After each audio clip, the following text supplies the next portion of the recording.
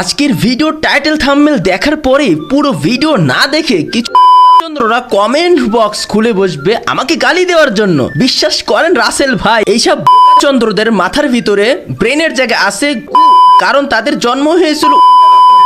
আজকের ভিডিওটা শুধুমাত্র তাদের জন্য যাদের মাথার ভিতরে ব্রেন আছে। পুরো ভিডিও দেখার পরে আমাকে গালি দিতে মন চাইলে অবশ্যই গালি দিবা, আর না হলে তোমাদের মতামত কমেন্ট বক্সে জানাই দিবা। কমেন্ট বক্স খোলা থাকবে। বিশ্বাস করো ভাই, তোমরা যেরকম উবাইদুল ভাইয়ের ভিডিও টাইটেল থাম্বনেল দেখে অবাক হয়েছো যে আমি বাংলাদেশ টপন প্রান্তদাকে মির্জাফর বলেছি, তেমনি আমি এখনো অবাক হয়ে আছি তারা দুইজন আমার সাথে এত বড় মির্জাফরি কিভাবে করতে পারলো। জানি এখন তোমাদের মনের প্রশ্ন, ভাই এরা তো স্কটমেট 3 থেকে 4 বছর একসাথে আছে, এদের মধ্যে এমন কি হলো যে উবাইদুল ভাই তার ভিডিও টাইটেল থাম্বনেলে সরাসরি মির্জাফরি বলে দিচ্ছে। তো আসল ঘটনা তোমরা যদি বুঝতে চাও এবং জানতে চাও, ভিডিওটা ফুল দেখতে হবে এবং কি তোমাদের একবারের জায়গায় দুইবারও দেখা লাগতে পারে। আর ভিডিও দেখার পরে তোমরা এই ভিডিও থেকে কি বুঝেছো, কে আসল দোষী, কার সাথে চিটিং করা হয়েছে, অবশ্যই এই মতামত তোমাদের কমেন্ট বক্সে বলে দিয়ে যেতে হবে। তো আমার ভাই বেরাদার, তোমরা যদি আমার চ্যানেলের দিকে লক্ষ্য করো, আমার চ্যানেলে কোনো ভিডিওই নেই, সব ভিডিও গায়েব, মানে প্রাইভেট করে দিয়েছি। তো আমার 2 থেকে 3 বছর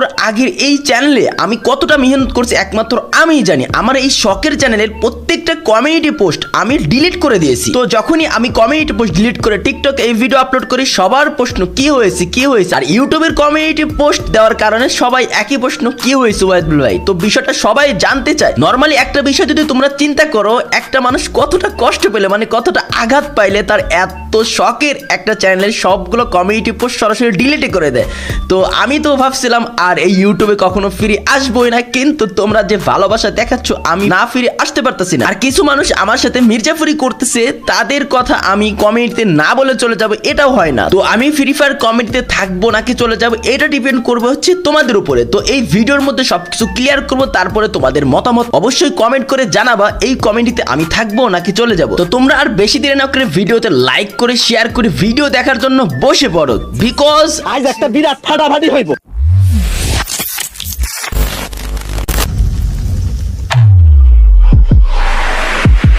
আসসালামু আলাইকুম আমার কলিজার ভাই বিরাদার, তোমাদের সকলের কি অবস্থা? আশা করি তোমরা সকলে ভালো আছো। তোমরা তো পুরাই হতাশ হয়ে গেছে, উবাইদুল ভাই কই হারাই গেল। এই তো আমি চলে এসেছি, আর তোমরা যদি চাও আমি এই ভিডিওর পরে থেকে যাব, না হলে আবারও হারাই যাব। তো আজকের ভিডিও কিন্তু অনেক ইম্পর্টেন্ট, তোমাদের স্কিপ করা ছাড়া দেখতে হবে, না হলে কিন্তু তোমরা বুঝবা না। যেহেতু এই ভিডিওর টপিকটা এক কথায় বলতে গেলে, একদিকে বাংলাদেশ টপন প্রান্তদাতা, অন্যদিকে আমি একা। একদিকে হইতে পারে বিডি টপন স্কোয়াডের ফুল আর্মি, আর অন্যদিকে হতে পারে আমি।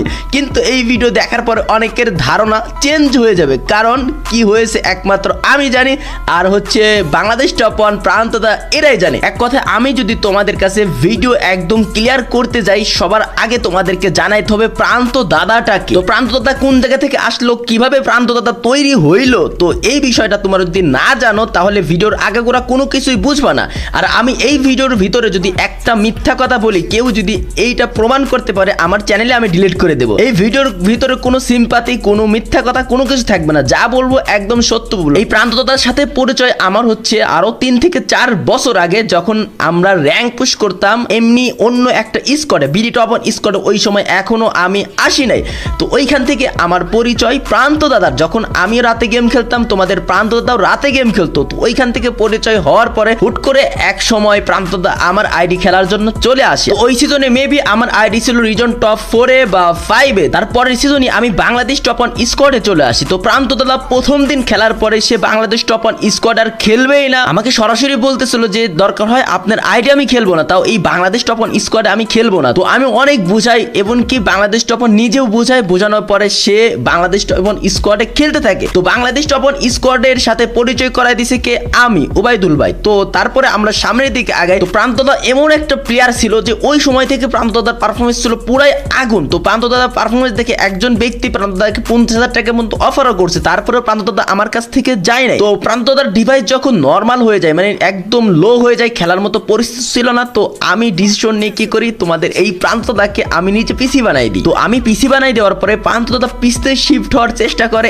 1-2 মাস এরকম কন্টিনিউ করে। তারপরে তার পিসটা রুম থেকে চুরি হয়ে যায়, কেননা সে থাকতো ম্যাচে, তার রুমমেট চুরি করে নিয়ে পিসি বিক্রি করে দেয়। একটা পিসি বানাইতে বা কিনতে কত টাকা খরচ পড়ে সবাই মোটামুটি ধারণা আছে। তো যাই হোক, পিসি যখন চুরি হয়ে যায় কি আর করার, ওই পিসটা আনার অনেক চেষ্টা করা হয় তো আর হয় না। তো প্রান্তদার ডিভাইসও নর্মাল, পিসিও নাই, তো ফোন কেনা দরকার এখন। তো আমি আবারও 30 থেকে 40,000 টাকার বাজেট এরকম করি যে একটা ফোন নিব। তো প্রান্তদার ঢাকাতে আসে ফোন নেওয়ার জন্য, হুট করে আমি ডিসিশন না, এই ডিভাইসে প্রান্তদা ভালো পারফরমেন্স করতে পারবে না। প্রান্তদাদের যে গেম পেলে একটা ভালো গেমিং ফোন প্রয়োজন, গেমিং ফোন হাতে তুলে দিলে প্রান্তদা আগুন হয়ে যাবে, একদম আগুন। তো প্রান্তদাকে আমি ডিসিশন হুট করে নিয়ে ফেলেছি Asus ROG 6 নিয়ে দেবো। ওই টাইমে Asus ROG 6 এর দাম কেমন ছিল তোমরা সবাই মোটামুটি জানোই, তো টাকার অ্যামাউন্টগুলো আমি না বলি। তো যাই হোক, নতুন ফোন একদম Asus ROG 6 যখন কিনতে যায় ওই টাইমে একটা ঘটনা ঘটে, অত বিস্তারিত না বলি তোমাদেরকে আমি। তো আমি তোমাদের বট ভাই মানে বাংলাদেশ টপ ওয়ানের কাছে 5,000 টাকা হাওলা আসতেছিলাম, মানে শর্ট পড়ছিল, যেহেতু আমার বাজেট ছিল 30-40, ওইখানে 80 পার হয়ে যাচ্ছে। তো তোমাদের বাংলাদেশ টপ ওয়ান বলে না, তার কাছে নাকি ছিল না। যাই হোক, ওইখান থেকে আমরা ফোন টোন নিয়ে দিই। তো ফোন ফাইনালি প্রান্ত দাদার হাতে চলে আসে। প্রান্ত দাদার হাতে এই ফোন আসার পরে প্রান্ত দাদা হয়ে যায় একাই 4 জনের সমান, মানে স্কোয়াড পুরাই তখন আগুন হয়ে যায়। তখন কিন্তু প্রান্ত দাদার টুর্নামেন্ট কোনো কিছু খেলতো না, শুধু র্যাঙ্ক খেলতো। প্রান্ত দাদার পারফরমেন্স এতটাই ভালো ছিল যে বাংলাদেশ টপ ওয়ান টুর্নামেন্টের জন্য প্রান্ত দাদাকে অফার করে। তো আস্তে আস্তে বাংলাদেশ টপ ওয়ানের সাথে টুর্নামেন্টও খেলে। তো এইখানে আরো কিছু কথা তোমাদেরকে বলা প্রয়োজন। আমি যখন বাংলাদেশে গেছিলাম তো প্রান্ত দাদাকে নিয়ে বিভিন্ন জায়গায় ঘুরছি। তো এক কথায় প্রান্ত দাদাকে নিয়ে যত যা করার আমি করি। প্রান্ত দাদাকে আমার ছোট ভাইয়ের মতো বলি। ইভেন কে যারা আমার সাবস্ক্রাইবাররা আসো, আসলে আমি উবাইদুল ভাই নাকি প্রান্ত দাদা, তোমরা কিন্তু এই বিষয়টা কনফিউজ হয়ে যাইতা, ঠিক আছে? তো প্রান্ত দাদার জন্য আমি কি করি নাই ভাই, আমি বললে মনে করো কয়েক ঘন্টা পার হয়ে যাবে, তাও শেষ হবে না। তো প্রান্ত দাদাকে নিয়ে ঘুরতে গেছি, ওই সমস্ত জায়গার যে খরচগুলো আছে আমি নিজে দিছি। আমার সাথে কিন্তু বাংলাদেশ টপার নিজেও ঘুরতে গেছে, বাংলাদেশ টপার কিন্তু 1 টাকাও তার জন্য খরচ করে নাই, আমি নিজে করছি। কেননা আমি এই প্রান্ত দাদাকে আমার ছোট ভাইয়ের মতো মনে করি, যে আমি থাকতে ও কেন দিবে, আমি নিজে করছি সবকিছু। ইভেন কি আমি কিছুদিন মানে 10-15 দিন আগেও আমার কাছে টাকা আছে 10,000 আমি দিছি, তারপরে রোজার ঈদের আগে 10,000 দিছি, এরকম কত টাকা দিছি আমি বলতে পারবো না। যে যখন যেটা চাইছে প্রান্ত দাদা পাইছে, প্রান্ত দাদা বলতে পারবে না যে আমি দাদার কাছে একবার এত টাকা চাইছি সে এত টাকা দেয় নাই, কম দিছে বা দেয়ই নাই, এই কথা প্রান্ত দাদা কখনোই অস্বীকার করতে পারবে না। তো এই সমস্ত কথা কেন বলতেছি তোমরা ভিডিও শেষ পর্যন্ত দেখলেই বুঝতে পারবা। তো প্রান্ত দাদার সম্পর্ক কেমন আমার সাথে তোমরা একটু হলেও ধারণা করতে পারছো। তো এটা তো গেল টাকা পয়সার সম্পর্ক। তো প্রান্ত দাদার সাথে আমার সম্পর্ক কতটা গভীর আরেকটু বলি, তাহলে আরো বিষয়টা বুঝতে পারবা। তো আমার চ্যানেলে প্রান্ত দাদাকে নিয়ে কতগুলা ভিডিও আছে আমি নিজেও বলতে পারবো না। ইভেন কি প্রান্ত দাদা যখন ইউটিউব চ্যানেল ক্রিয়েট করবে, তো আমি যখন বাংলাদেশে গিয়েছিলাম প্রান্ত দাদার বাসায়, আমি নিজে 4 থেকে 5 বার গেছি, আমি নিজে সামনে বসায়া প্রান্ত দাদাকে ভিডিও এডিট করানো শিখাইছি। তো ইভেন কি প্রান্ত দাদার চ্যানেল আছে, চ্যানেলের ভিতরে যে কয়টা ভিডিও আপলোড দেওয়া আছে, প্রথম যে ভিডিওটা বানাইছে ওই ভিডিওর মধ্যে কি ঘটনা ঘটছে জানো তোমরা? আমি একটা শব্দ বলছি, ওই শব্দটা প্রান্ত দাদা বলছে, তারপরে এইভাবে করে ফুল একটা ভিডিও রেডি করা হয়েছে। প্রত্যেকটা শব্দ আমার মুখ দিয়ে আগে বলছি, তারপরে প্রান্ত দাদার মুখ দিয়ে প্রান্ত দাদা বলছি। কেননা সে ভয়েস লাগায় ভিডিও আপলোড কখনো করেই নাই, কখনো শেখার চেষ্টাও করে নাই। আর এই প্রান্ত দাদার চ্যানেলের প্রত্যেকটা ভিডিওর মিমস কোন জায়গায় অ্যাড করতে হবে, কোন জায়গায় কি করতে হবে, কিভাবে কি করতে হবে, প্রত্যেকটা জিনিস আমি দেখাই দিই, তারপরে প্রান্ত দাদা ভিডিও এডিট করে। আর এই প্রান্ত দাদার জন্য এত কিছু আমি নিঃস্বার্থভাবে করছি, কেননা তাকে আমি সবসময় ভাই মনে করে আসছি, যে আমার আপন ভাই, সেও ইউটিউবার হোক এরকমই ভাবছি। ইভেন কি প্রান্ত দাদার জন্য যখন চ্যানেলের লোগো ব্যানার বানানো হয়, RSK ফ্লিকারকে তোমরা তো সবাই চেনো, আমি নিজে রাত জেগে বসে থেকে RSK ফ্লিকারের সাথে বানাইছি। তোমাদের প্রান্ত দাদা ঘুমাইতে চলে গেছে, মানে এই চ্যানেলের সমস্ত কিছু প্রত্যেকটা ভিডিও, ইভেন কি প্রত্যেকটা ভিডিওর থাম্বনেল আমার থাম্বনেল মেকার বানায় দেয়, তার পেমেন্ট সবকিছু আমিই করি ভাই। প্রান্ত দাদার জন্য এই 3 থেকে 4 বছর যাবত আমি সব কিছু করে আসছি। প্রান্ত দাদার জন্য এত কিছু করার পরে প্রান্ত দাদা নাকি আমার প্লেয়ার না, এই কথা হচ্ছে বাংলাদেশ টপ ওয়ানের। বাংলাদেশ টপ ওয়ান স্কোয়াডে খেলছে আর বাংলাদেশ টপ ওয়ানের প্লেয়ার নাকি হয়ে গেল প্রান্ত দাদা, এটা কোন যুক্তির কথা হলো ভাই? বাংলাদেশ টপ ওয়ান প্রান্তর জন্য কি করছে? তার চ্যানেলে একটা কমিউনিটি পোস্ট দিয়ে বলছে যে প্রান্ত দাদার জন্য প্রান্ত দাদা একটা চ্যানেল খুলছে, তোমরা যা সাবস্ক্রাইব করে দিয়ে আসো। আমি যখন লাইভ স্ট্রিম আসতাম, লাইভ স্ট্রিম পিন কমেন্টে প্রান্ত দাদার চ্যানেল লিঙ্ক দিয়ে রাখতাম। ইভেন কি আমার কতগুলো ভিডিওর ভিতরে প্রান্ত দাদার কথা বলা আছে। প্রান্ত দাদার জন্য আমি কি করছি, যারা আমাদের কাছের ভাই বেরাদার আছে তারা সবাই জানে। তো আমি এত কিছু করার পরে বাংলাদেশ টপ ওয়ানের মুখের কথা হচ্ছে প্রান্ত দাদা তার প্লেয়ার। বাংলাদেশ টপ ওয়ানের কথা এখন সে তার স্কোয়াডে খেলছে যে তার প্লেয়ার। ভাই প্রান্ত দাদা ভালো খেলতো দেখে তুমি তাকে টুর্নামেন্ট তার সাথে নিয়ে খেলছো, তো এই প্রান্ত দাদাকে নিয়েই বাংলাদেশ টপ ওয়ানের সাথে আমার হয়ে যায় একটা ঝামেলা। তো ঝামেলা হওয়ার আগের কিছু ঘটনা তোমাদেরকে বলি। তো কি মূলত ঝামেলা হয়েছে সেগুলা একটু পরেই বলি, তার আগে আরেকটু ঘটনা তোমাদেরকে বলি। তো 1,44,000 টাকার একটি টুর্নামেন্ট কিন্তু আয়োজন করা হয়। তো যাই হোক, ওই টুর্নামেন্টের ভিতরে আমি বাংলাদেশ টপ ওয়ানকে সরাসরি বলি, এত দিন যাবত মানে এই 2 থেকে 3 বছর যাবত আমি তোমার স্কোয়াড হয়ে সবসময় খেলছি, মানে তোমার স্কোয়াডে আমি খেলছি। তো আমি চাই জাস্ট এই একটা টুর্নামেন্ট তুমি আমার স্কোয়াডে এসে খেলো, মানে সব সেম থাকবে, শুধু স্কোয়াডের যে স্লট নাম থাকে এই নামটা চেঞ্জ থাকবে। তো বাংলাদেশ টপ ওয়ান সরাসরি না করে দেয়, কয় না এটা তো পসিবল না, এটা হবে না, এটা কিভাবে হয়। আমি জাস্ট একটা টুর্নামেন্টের কথা বলছিলাম, বাংলাদেশ টপ ওয়ান সরাসরি না করে দেয়। তো বাংলাদেশ টপ ওয়ান তখন নিজেই বলে তাহলে তুমি একটা স্লট নাও, স্লট নিয়ে এইখানে খেলো। তখন আমি বলি আমি তাহলে একটা স্কোয়াড বানাই আমি তাহলে আলাদা স্লটে খেলি। তো এই টুর্নামেন্টে কিন্তু আমি প্রান্ত দাদাকে অবশ্যই আমার সাথেই রাখবো, প্রান্ত দাদাকে কিন্তু তোমার সাথে আমি দিচ্ছি না। তো বাংলাদেশ বলো ঠিক আছে, তোমার প্রান্ত দাদাকে তুমি রাখো, প্রবলেম নাই। তো এই টুর্নামেন্টে আমি স্কোয়াড বানাই হচ্ছে নাবিল, প্রান্ত দাদা, মেহেদি প্রাইম আর হচ্ছে নাবিল একটা প্লেয়ার নিয়ে আমরা স্কোয়াড বানাই। যখন নাবিলকে আমি স্কোয়াড নিই, তো রাত আমাকে বলে নাবিলকে তুমি কেন নিছো, নাবিল তো এই টুর্নামেন্ট খেলতে পারবে না, ক্রিয়েটর ছাড়া, মানে ক্রিয়েটর ছাড়া পিসি অ্যালাউ না, এই কারণে নাবিল খেলতে পারবে না। তখন আমি রাতকে বলি যদি আলিফ তোমার এখানে খেলতে পারে তো নাবিল আমার এখানে খেলতে পারবে না কেন, কি প্রবলেম, একটা পিসি তো খেলবে, তোমার ওখানে একটা পিসি, আমার এখানে একটা পিসি খেলবে। বললে না না এইখানে ক্রিয়েটর তুমি, এই কারণে তুমি খেলতে পারবে পিসি হিসেবে, নাবিল খেলতে পারবে না। তোমরা একটা বিষয় লক্ষ্য করো, দুই স্কোয়াডে কিন্তু দুইটাই পিসি প্লেয়ার, নাবিলও পিসি প্লেয়ার, আলিফও পিসি প্লেয়ার। নাবিল এইখানে খেলতে পারবে না আমার স্কোয়াডে, আর রাতের স্কোয়াডে আলিফ খেলতে পারবে। কেন খেলতে পারবে, আলিফ ক্রিয়েটর, নাবিল ক্রিয়েটর না, এই কারণে আমি তখন রাতকে বলি আলিফ খেলতে পারবে কিভাবে, বলে যে আলিফের নামে স্লট নেওয়া হয়, এই কারণে আলিফ এই সব টুর্নামেন্ট খেলতে পারে। আমি তখন রাতকে বলি আলিফের নামে যদি স্লট নেওয়া হয় তাই টুর্নামেন্টের ভিতরে স্লটের যে লোগো ব্যানার সব কিছু থাকে, তোমার চ্যানেলের কেন থাকে, তো এইখানে আলিফের কেন থাকে না, আলিফের নামে যদি স্লট নাও তাহলে আলিফের লোগো ব্যানার সব কিছু আলিফের থাকতে হবে, তোমার কেন থাকে।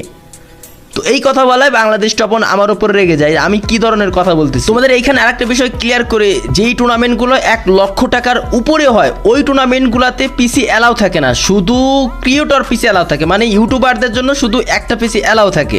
তো এই কারণে এই ঝামেলাটা এইখানে হয়, তারপরে আমি মেনে নিই, ঠিক আছে আমি নাবিলকে বাদ দিচ্ছি, নাবিলকে বাদ দিয়ে আমি অন্য প্লেয়ার নিচ্ছি এবং কি আমি একটা স্কোয়াড বানাচ্ছি। এই কথা রাতকে বলি, ওইখানে আমাদের মানে ঝামেলা ওরকম হয় না, হালকা পাতলা কথা কাটাকাটি হয়। তো এইখান থেকে টুকিটাকি কথা কাটে হয়ে যায়, তখন নাবিল আমার স্লটে খেলতে পারবে না, এটাই নিষিদ্ধ করে দেওয়া হয়। তখন আমি কি করি, আমি স্কোয়াড বানাই হিমন, মেহেদি প্রাইম, মাহফুজ আর প্রান্ত দাদাকে নিয়ে।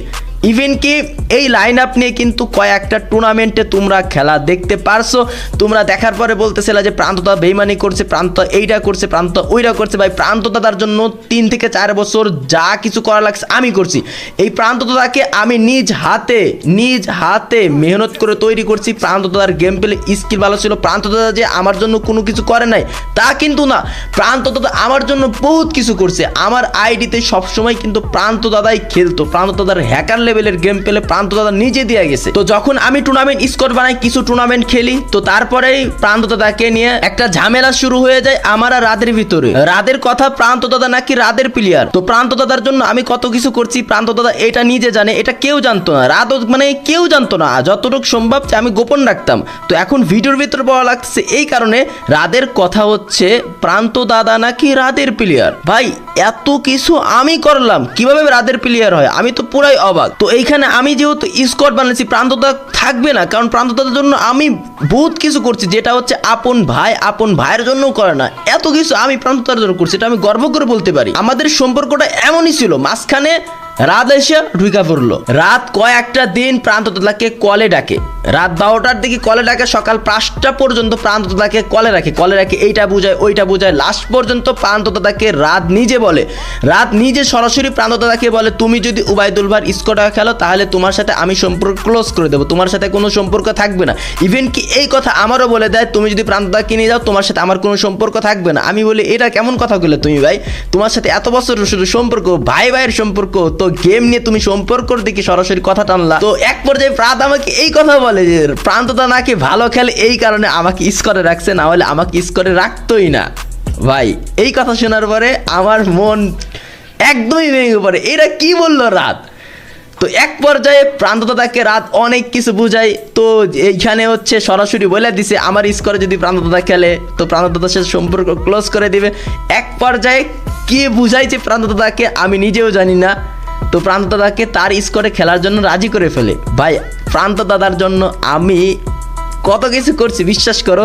এই প্রান্ত দাদা আর হচ্ছে বাংলাদেশ টপনকে আমার আপন ভাইয়ের মতো ভাবতাম, আমার কলিজার ভিতরে আসে লাগে ভাই। আমি পুরো ভেঙে পড়ি, এরা কি করে আমার সাথে সম্পর্ক ক্লোজ করে দিয়ে তাদের মতো তারা স্কোর বানাচ্ছে, আমি এখন কিছুই না।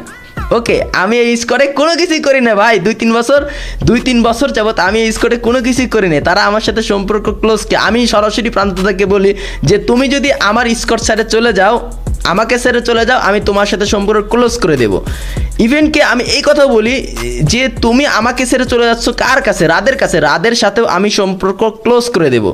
তো প্রাণতদা আমাকে কি বলে জবাবে জানো? যে আপনি যদি সম্পর্ক ক্লোজ করে দেন দিবেন, তাতে আমার কোনো কিছু যায় আসে না, সে রাদের ওইখানেই খেলবে। এই কথা শোনার পরে আমি আর কোনো কিছু করি না, রাতকে ব্লক মারাই দিই, প্রান্তদাকে ব্লক মারাই দিই। আমার এতটাই খারাপ লাগে যে আমার চ্যানেলের সব কমিউনিটি পোস্ট আমি ডিলিট করে দিই, সব ভিডিও প্রাইভেট করে দিই, যে আমি আর কমিটি থাকবোই না ভাই। আমি কাদেরকে ভাই মানতাম? আমার ভিতরে এতটাই কষ্ট লাগে যে আমি বিশ্বাস করো ভাই, আমি প্রান্তর জন্য এত কিছু করছি, আমি অন্য দিক স্যাক্রিফাইস করে করছি। তো আর কি বলার, তোমাদের কাছে একটা বিচার আমি দিয়ে যাই। আসলে প্রান্ত দাদা কি আমার প্লেয়ার? তোমরা তো দেখে আসছো প্রান্ত দাদা এতদিন কার আইডি খেলছে। প্রান্ত দাদার প্রতি হক আমার নাকি রাতের ছিল?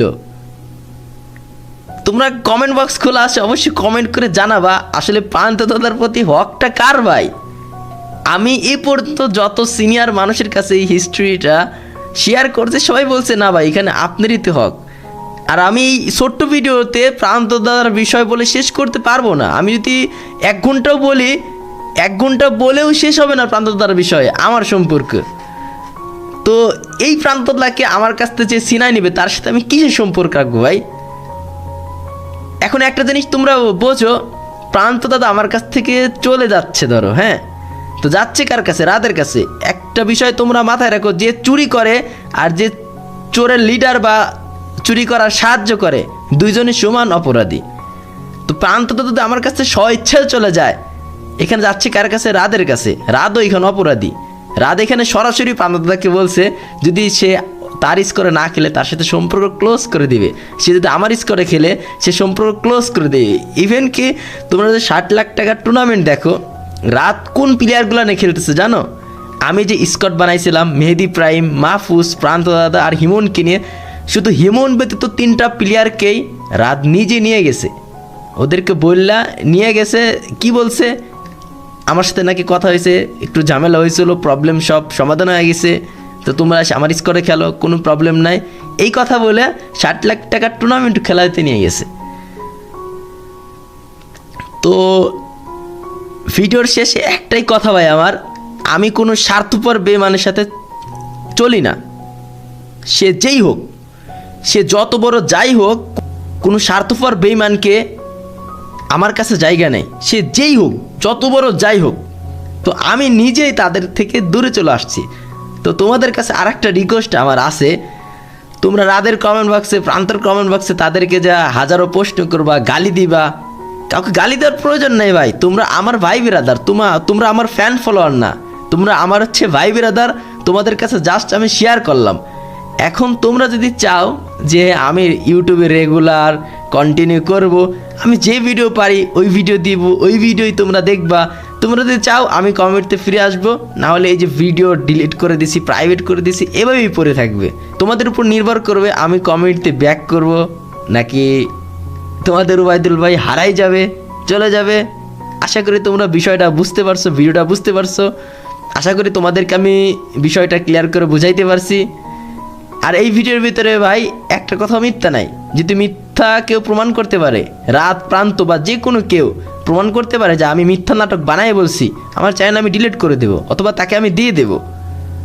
কারণ আমি যা বলছি সত্য বলছি, আমার মন থেকে বলছি। আমি বিশ্বাস করো ভাই, আমি পুরাই ভেঙে পড়ছিলাম যে আমার সাথে এটা কি হইলো। আমি এখনও অবাক, আমি যে ভিডিও বানাচ্ছি এখন আমি অবাক যে আমি কাদের নিয়ে ভিডিও বানাচ্ছি। ভাই এদের নিয়ে আমার কখনো ভিডিও বানাইতে বসা লাগবে, এদের বিপক্ষে আমি ভিডিও বানাবো, আমি এটা কখনো কল্পনা করিনি। এই টপ 1 স্কটকে আমি সবসময় আমার নিজের স্কট মনে করছি, যে টপ 1 স্কট আমার, আমি এরকম ভাবতাম। তো বললে শেষ হবে না ভাই, আমি আর কিছুই বলবো না। তোমাদের কাছে কথাগুলো শেয়ার করলাম। কমেন্ট বক্সগুলো আছে, তোমরা কমেন্ট করে সব কিছু জানাই দিও। তোমাদের কমেন্টের উপর নির্ভর করে নেক্সট ভিডিও আসবে, আমি আবার ফিরে আসবো কি না, আবারও তোমাদের সাথে দেখা হবে কি না। তো আজকের ভিডিও এই পর্যন্তই, কোনোদিন আর দেখা হইতেও পারে, নাও হইতে পারে। যদি কখনো কোনো ভুল করে থাকি তোমাদের কাছে অবশ্যই মাফ করে দিবা। আর তোমরা যদি কমেন্ট করো ফিরে আসার জন্য, আমাকে তো ফিরে আসতেই হবে। আমি ভিডিও রেগুলার বানাবো, সেটা আমি কোনো স্কোরে যা বানাই নাকি আমি আমার নিজের মতো যেরকম পারি বিনোদন তোমাদেরকে দিতে, তোমাদেরকে ভিডিও উপহার দিতে, ওরকমভাবে ভিডিও দেবো। তো আজকের মতো এখানেই বেঁধে দিচ্ছি, আর দেখা হইতেও পারে, নাও হইতে পারে। বাই বাই, টাটা, আল্লাহ হাফেজ। সবাই ভালো থেকো, নিজের প্রতি খেয়াল রেখো।